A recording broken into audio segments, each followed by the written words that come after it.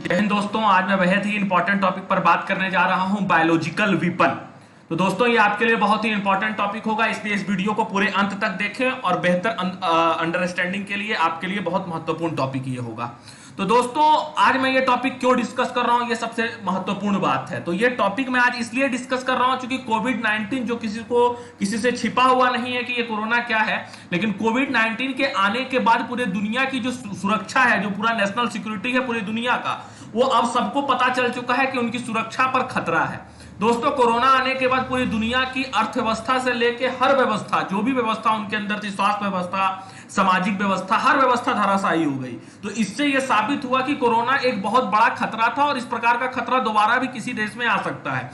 तो इस प्रकार से एक बहुत बड़ा खतरा हर देश को महसूस हुआ कि उनके ऊपर एक बहुत बड़ा खतरा है। और वो खतरा क्या है? वो बायोलॉजिकल वीपन का भी एक खतरा हो सकता है। दोस्तों मैं आपको क्लियर कर दूं, अभी तक यह प्रमाणित नहीं हो सका है पूरी तरह से कि जो वायरस बना था वो किसी लैब में तैयार हुआ था, लेकिन इस बात की पूरी संभावना है कि इस तरह का वायरस को लैब में तैयार किया जा सकता है। यह बहुत बड़ी बात नहीं है, लेकिन कोरोना के अक्स को, कोरोना को देखते हुए हम इस बात को समझने का प्रयास करेंगे कि क्या कोरोना जैसा वायरस लैब में तैयार किया जा सकता है। तो इसका बेहद आसान सवाल है, जवाब है कि हाँ किया जा सकता है। अब कोरोना किया गया था या नहीं किया गया था, यह रिसर्च का विषय है। WHO इस पर रिसर्च कर रहा है और भी लोग इस पर लगे हुए हैं। तो रिपोर्ट जैसे आएगी तो हम उस विषय पर अलग से बात करेंगे।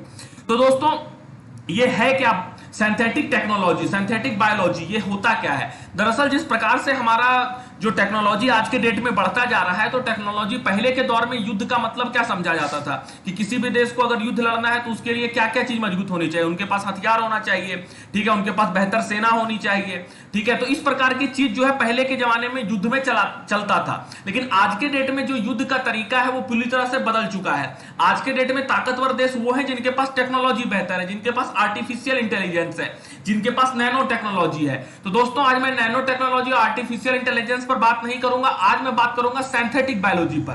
तो सिंथेटिक बायोलॉजी जिस देश का बेहतर है वो भी अपना सिक्योरिटी, उसको मायने रखता है उसके सिक्योरिटी के लिए कि उनका सिंथेटिक बायोलॉजी का जो सेक्टर है वो मजबूत होना चाहिए। तो होता क्या है सिंथेटिक बायोलॉजी? तो सिंथेटिक बायोलॉजी क्या है? ये सिक्योरिटी के ख्याल से बहुत महत्वपूर्ण है।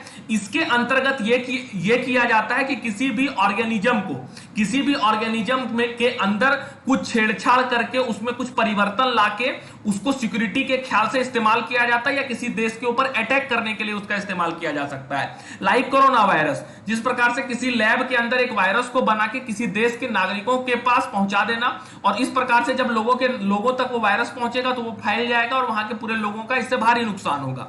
और ये एक बेहद ही महत्वपूर्ण टॉपिक बन जाता है कि इस प्रकार से अगर युद्ध लड़ा जाए तो पूरे के पूरे देश के नागरिकों को तबाह किया जा सकता है, पूरा का पूरा दुनिया इससे अफेक्टेड होता है, जैसे कि कोरोना वायरस से हुआ, ठीक है। तो ये बहस का विषय बन गया। तो दोस्तों ये चर्चा में इसलिए भी महत्वपूर्ण है क्योंकि जो यूएस है, यूनाइटेड स्टेट, सिक्योरिटी के ख्याल से एक महत्वपूर्ण देश होता है जिसके बारे में पूरी दुनिया में पता है कि एक सुपर पावर है। तो सुपर पावर जो यूनाइटेड स्टेट है, इसने भी डिफेंस के कैटेगरी में, ठीक है, डिफेंस सुरक्षात्मक ख्याल से बायोलॉजिकल वीपन को पकड़ा है। और इन्होंने भी कहा है कि जो ये सिंथेटिक बायोलॉजी है ये हमारे देश के, ये पूरी दुनिया के सिक्योरिटी पर खतरा है। इसलिए जो पूरी दुनिया में रक्षात्मक चीजों पर जो बहस करते हैं, सिक्योरिटी पर जो बहस करते हैं, उन्होंने सिंथेटिक बायोलॉजी पर एक बार फिर से रिसर्च करना शुरू कर दिया कि क्या इसमें स्कोप है किसी देश को अटैक करने में और अपने रक्षा करने में, हम इस पर कैसे स्टेप ले सकते हैं।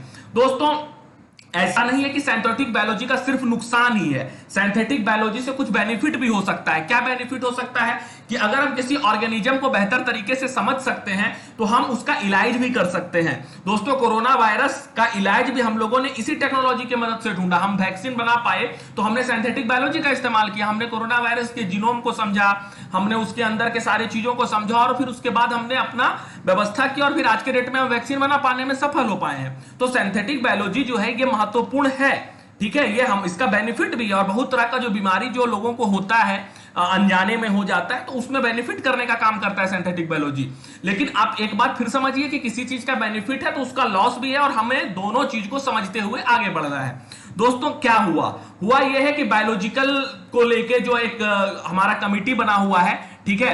BTWC 1972 में यह बात बायोलॉजिकल वीपन को पूरी तरह से बैन कर दिया गया उसके द्वारा। उसने कहा कि बायोलॉजिकल वीपन दुनिया का कोई भी देश नहीं बना सकता है। लेकिन एक प्रॉब्लम यहां पर यह वहां पर क्रिएट कर दिया गया कि BTWC ने 1972 में यह कहा कि कोई भी देश अपने सुरक्षा के ख्याल से तो बायोलॉजिकल वीपन बना सकता है, लेकिन किसी के ऊपर हमला करने के लिए बायोलॉजिकल वीपन नहीं बना सकता। यानी डिफेंस के ख्याल से आप इस्तेमाल कीजिए, लेकिन हमला करने के ख्याल से आप जो है इस्तेमाल नहीं कीजिए। तो अब अपना सुरक्षा करना और किसी पर हमला करने के बीच में कितना बड़ा अंतर होता है, कोई अंतर नहीं है।